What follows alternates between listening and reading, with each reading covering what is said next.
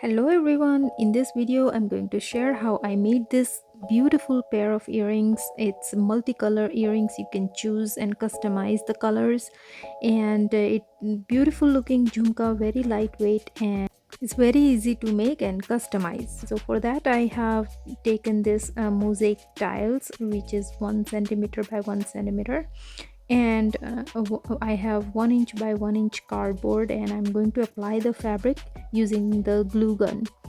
So you can choose any color of the fabric that you like.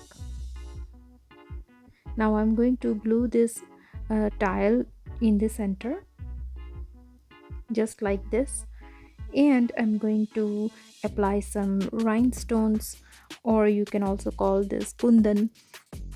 So I'm going to apply those just like this, and it's very beautiful. You can customize to match your outfit, and especially in the Navratri it is very pretty. So our studs are ready. Now I'm going to add a jhumka, which is a tassel cap which I purchased, and I have link in the description box.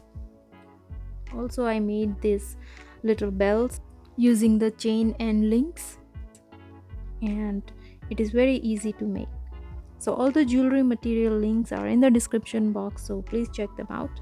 Now with the help of jump ring, I'm going to attach the jhumka and the stud together and punch the hole with this pliers.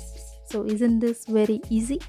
You can customize. I have also made this in 2 more colors.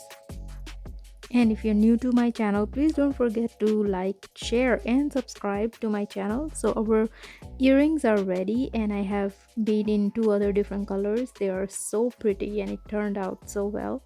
And I have also a purchase link. If you like to purchase these earrings, I have a link in the description box also.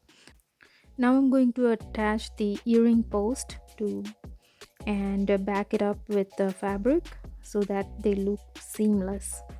So here our earrings are ready, and look how pretty they are, and the color combination you can choose different colors.